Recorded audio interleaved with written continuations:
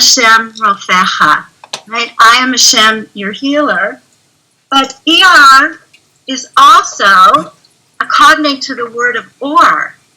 So this is really a month of healing with light, and it's also called Chodesh Ziv, of splendor. And so here we go. Tip 1. Feast on nature and meditate on the healing light of Iyar. Go out into nature. Look at the green trees. Everything is like in splendor right now. The plants, the trees, the flower, and there's a special light that's available right now. And just going out into nature will reduce stress and bring us to a more balanced and healthy place. I just want to say some of you might be unable to go out into nature now, so just go out into your balcony, onto your pesset, look at the sky, look at the clouds, and if you don't have a balcony, just look through your window at the sky, at the clouds, and that brings healing. Meditate on the special light of this month, the healing light of Iyar. See it and sense it and feel it surrounding you. And reflect on how Hashem's kavod, Hashem's glory, fills the whole world. Hashem fills the whole world with His glory. And Hashem's light is always, Rav Morgenstern says in Yom HaChochmah, godly light is imi, etzli, and iti. That Hashem's light is always with me, around me, surrounding me, and by me. And he says that this is true emunah, to know that Hashem is really with you. And when we bring this light into our hearts, this emunah gets transferred into bitachon. Like we feel it in our bodies. Okay, tip 2, gratitude. Gratitude begins the first thing in the morning. We open our eyes and we say, Modeh ani lefanecha. And these days I've been really saying it, like really, thank God for everything. Now I mentioned last month, and I'm going to say it again, that in the times of David HaMelech, there was a plague. And this plague was caused by some mistake that he made with some census. And we have a Masorah that the way that they dealt with the plague and the way they stopped the plague was through saying 100 brachot. Now, what's a bracha? Bracha is really an expression of gratitude. So one of our tools for dealing with this plague is gratitude. For everything that we have, every little thing that we have. We just went through Holocaust Memorial Day, and just those pictures of people who didn't have food, they didn't have where to sleep. Like, we have so much to be grateful for. So in Parshat Ki Tavo, it says that Hashem brings us, will be punished because we did not serve Hashem with happiness and with gladness of heart when we had an abundance with everything. So this happiness is u'tuv levav u'mirov kol. So really both the Rambam and the Arizal say that this verse means that we should serve Hashem with palpable joy. And one way of arousing joy is really to contemplate and to be grateful for everything that we have. And so I just want to say that it really makes me happy to express my gratitude to you, Leah, for enabling us to have these amazing Rosh Chodesh gatherings for over 20 years. And also I want to personally thank you for always encouraging me for the past 7 years to come and share with you. And I also want to thank Shoshana for making this possible. Okay, so we want to arouse joy not only by contemplating all the good that Hashem gives us, but also we want to feast and we want to savor positive moments and experiences. So our attitude affects our healing, our self-healing mechanisms. Dr. Joan Borisenko, who has a PhD from Harvard, and 50 years of experience in stress and related fields. She says that we can change our brain and make new neural pathways. Okay, so she says our brain is wired for negativity. It's really interesting. And you really see this in kids. Like you can have like 10 great experiences with a child, and then one experience that isn't good, and what's going to stick into their brain? The one not good thing. So she said that it's really, really, really important that when something good happens to you, when you have a great experience dancing, or you have a great experience at the beach, or out in nature, or when somebody says something really beautiful and loving to you, that you take the time and you savor those feelings, like you really let them sink into you. Like she says, take 10 to 20 seconds to really, really savor it. Feast on the good things. So she says that when you hang on to those good feelings, you build more mindful, optimistic neural networks, and this brings self-esteem. So she said, savor these things during the day, and it's really a good time at night, before you go to sleep, to savor your positive experiences, and that way, she said, you'll have a better night's sleep. So I've been working on that. But anyway, before you go to sleep at night, it's a wonderful time to reprogram your subconscious mind and really to think of like your goals and what your ambitions are, and to see like your higher self and how you really want to be before you go to sleep at night. Okay, so I've been thinking a lot these days about food because we're home a lot with food. So savor your food and feast slowly and mindfully. The B'nai Yisachar says that all illnesses are caused by wrong food. Like we're eating the wrong food at the wrong time. And in Iyar, in this month, we get the manna, which is really the spiritual food that heals us. So we have to see food as a fuel. I'm sure Shoshana Harai, who's coming after me, is going to talk more about food. But I just want to say one thing that I learned from Yemima Mizrahi, that the word food in Hebrew is ma'achal. Mem, aleph, kaf, lamed. Mem, ma. What am I eating? Like, what am I eating? And matai, and when am I eating it? Aleph, ech. How am I eating? Am I eating joyfully? Am I eating mindfully? Kaf, kama. How much am I eating? How much do I really need to eat? And the last one is lama, lama. Why am I eating? Why am I eating this chocolate now? Okay. And I wanted to say one more thing about eating. On Shabbat, really feast with Hashem. On Shabbat, we're feasting with Hashem during the 3 holy meals and rejoice even more. Okay. Tip 5. Savor your breath. When David HaMelech prayed for spiritual renewal, he said to Hashem, Lev tahor brali Elokim, v'ruch nachon chadesh b'kirbi.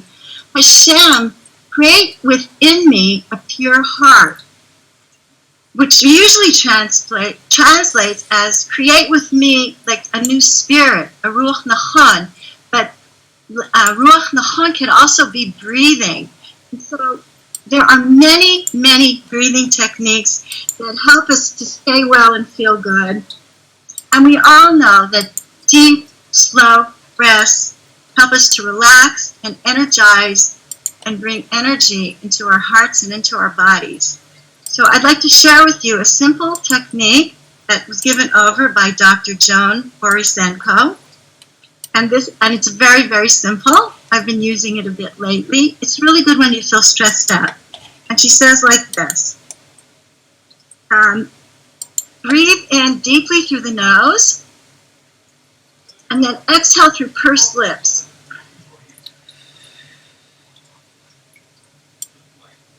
When you take the next inhale, you'll notice that more breath comes in. Inhale deeply, and then exhale. through pursed lips. She said if you do this 4 to 6 times, you can change your nervous system. And she said that the parasympathetic nervous system, you shift to your parasympathetic nervous system where your body heals. So this is a healing breath. And I just wanted to add a few more breaths. And you can really make up your own. I just made up a few. Breathe in the light of Iyar, the radiant deep light of Iyar. And exhale. Let go of all worry and tension. You could do it when you're dancing. It's probably even better. Breathe in. I feel calm. Breathe out. I feel calm. Breathing in. I feel joyful. Breathing out. I feel joyful. Breathing in. I feel happy. And breathing out. I feel happy. I'm only doing them once, but you could do them several times. Breathing in divine wisdom. Breathing out happiness. So anytime that you're feeling stressed, a couple of slow, deep breaths. Feast 6. Feast with your imagination and visualization. So the Sefer Yetzirah, like in every month, there's a part of the body, which is the right kidney. I hope I get a chance to talk about that. But the letter of this month is the letter Vav, which is the letter of truth, which is the letter of connection. And the sense that we're working on is called Iyar. Iyar is the expression of the heart's thoughts and its ability to imagine and to visualize. So our brains are filled with thoughts, but our hearts are filled with vision. The brain thinks about thoughts in the form of abstract conceptualization, whereas the heart imagines in the form of mental pictures. So the letter Vav is the letter of connection. So the first time the letter Vav is mentioned in the Torah is its source. Bara Elohim et Shammai ve'et ha'aretz. It's the connection between heaven and earth. And so how do we connect our hearts, our power of imagination, and use Iyar for holiness? So one method that's brought down in our holy books is to imagine holy pictures. Examples include imagining what the Beit HaMikdash looked like. Imagine that you're praying in the Beit HaMikdash. The Sfat Emet says, imagine that there's 2 doors. One of them you could step out of the doorway of heaven, and the other doorway leads you into the doorway of earth, and the second doorway leads you into the doorway of heaven. Okay. The Rambam says, when you're praying, imagine you're in heaven. Imagine you're praying in heaven. I think my favorite one is from the Piazetzner Rebbe, which he brings down in the Sefer Chovot LeTalmidim. And it's like chapters and chapters where he's talking to his students, trying to arouse them to impassioned prayer. And he gets to chapter 9 and he says, if it's difficult for you to imagine that you're standing before Hashem, whose kavod fills the whole world, it's because you're here in a physical world and your eyes only see Gashmiut. So he says, look up to heaven and strengthen yourself with the thought that beyond what you can see, there's a totally different world there. There are angels, seraphim, the souls of all the Avot and the prophets, the tzaddikim, and in their midst is the Kisei HaKavod. And Hashem Hagadol HaKadosh HaNorah, Hashem in all His glory dwells upon the Kisei HaKavod,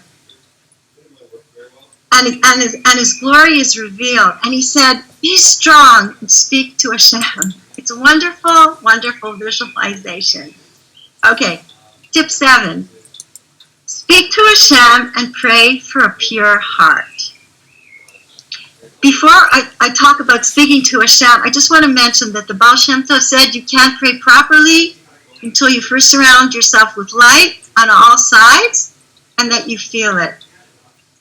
So I'm not going to talk about meditation and meditating on light now, but I just wanted to mention that on Monday mornings, I'm filling in for Sari Yehudit in her meditation class, and at 8:30 Monday morning, and anyone who wants to join for meditation, please be in touch with me. Okay, so we're speaking to God, and I'm saying you have to make up your own, but I just want to, like, Hashem, I want to be closer to you. I want to love you more. I want to feel your love for me. Please, Hashem, and if it be your will in the world, if it be your world and serve your work in the world, please let me be a transparent channel of your will in ways that please you and glorify your name. I mean,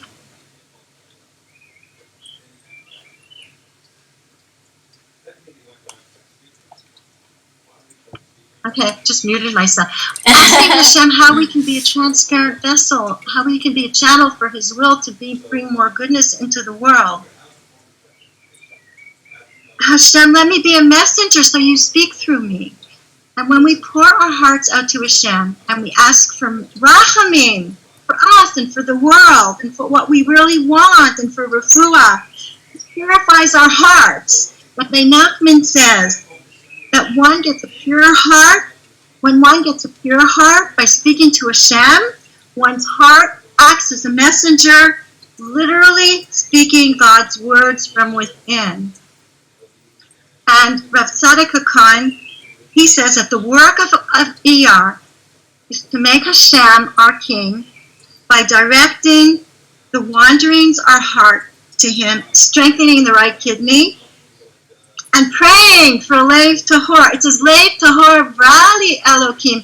Hashem, please create a pure heart for me. And Rav Tzadok HaKohen says, by praying for a pure heart, our hearts become purified.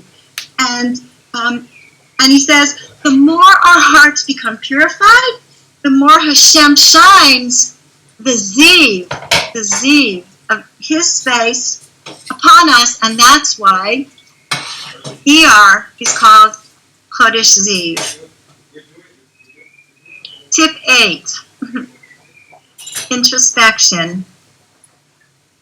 So the part of the body of the month is the right kidney.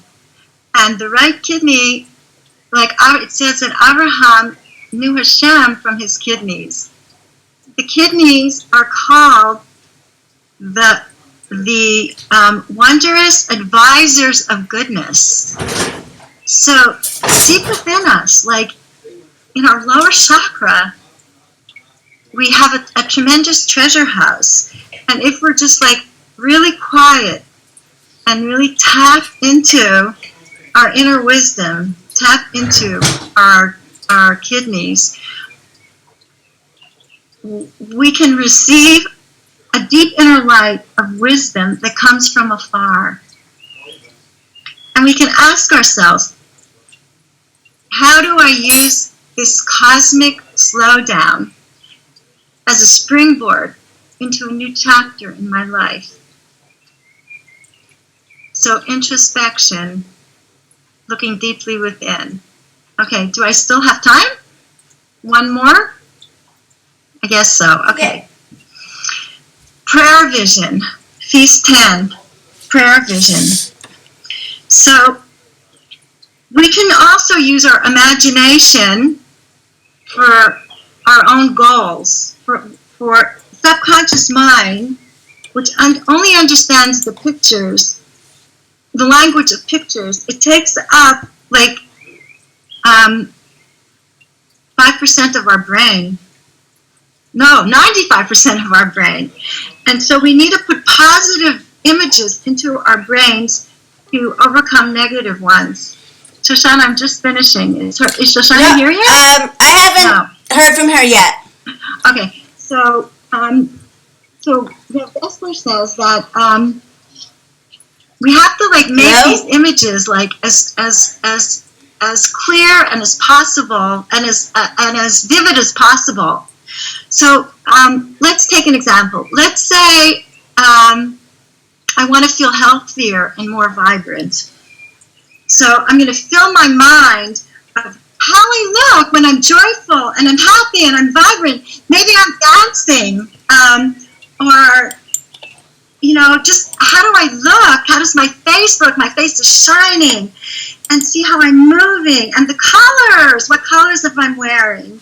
And then maybe I'm in a beautiful place of nature, and then I'm feeling really vibrant. And so I really want to fill my mind with this picture, and I want to really believe that Hashem is going to really give me this vibrant health that I really want for myself. And it works for anything else that we're aspiring to, that we need to make a picture of it. Okay, so let's say, for example, this is an easy one. I want to write a book. So I'm going to see how the book looks. Like, what does the cover look like? I can't get over it now. Can you take that pasta and put it in the sink? But one thing that I learned from Kari Yehudi is that just turn it off and do it. Rinse it really good. It's very important to connect it to some mitzvah. So, like, why do I want this book? I want this book because I want to share beautiful images and Torah with people. Or let's say I want a new beautiful home. Like, and I'm visualizing what I want. Like, why do I want it? It's because I want to do the mitzvah of hachnasat orchim. So as much as possible, the whatever it is, the prayer vision that we're aspiring to, connect it to a service of Hashem. Okay, I'm going to end now with one last thing, and it's something that my husband sent me this morning, and it's this. Mazal Tov. Today is the 3,391st anniversary of the prayer Aleinu L'Shabeach. Aleinu L'Shabeach Ladon Hakol. The earliest mention of Aleinu L'Shabeach is found in Rabbeinu Haggaon, and he writes that this prayer was composed by Yeshua ben Nun when the Jews entered the land of Israel. In Sefer Seder Hayam, we find that Yeshayahu actually used this prayer by saying it 7 times to destroy the 7 walls of Jericho. And in Seder Olam, chapter 11, we see it happen on this day, the 28th day of Nisan. Here, Mommy. That isn't awesome. Like, what is 3,391 years ago? Who did that, Maka? Anyway, ladies, I really want to bless you with lots of love, lots of light, lots of healing, and the Chodesh Tov. Wow, thank you so much. Thank you so much. We all need these reminders of how to work through our day. Beautiful. Leah, do you want to introduce Shoshana Harari? Mom is here. She's here. Do you see her? Fantastic. Okay, I just want to say the 28th of Nisan, when, who was it? Yeshua said 7 times and then the walls came down. But actually 28th was yesterday, because I won't ever forget 28th of Nisan, because it's the outset of Yaakov. Blessed be his memory. So yesterday, so many thousands of years ago, we can do it now too. We don't have to say 7 times to make walls go down, to make really the walls between each other go down. Let's all really get together and only say good things to each other. No matter where you are with your mind, with your politics, with your health, with your vaccination or no vaccination, let's just listen to each other. That is what I really learned. So now we're going to listen to the woman who saved my life again and again and again. Shoshana. Get your notebooks, ladies. Hi everybody. This is Shoshana. Woo! I don't think I ever did this in my whole life. So please forgive me for any mistakes or, technological ignorance. Anyway, I'm happy to welcome you to my new office. Nice. In the forest, actually in a very beautiful place, nature. And What I want to talk to you and show you about today is the medicine and the wonder and the giving for free of all the medicine that's actually outside most of the doors of you. Even if you live in a city, there's all kinds of herbs and plants. If you go to Soccer Park, if you go to any place where feet don't walk too much, you're going to find the handprint of Hashem. And what we're looking at right now is a beautiful field, and it's a very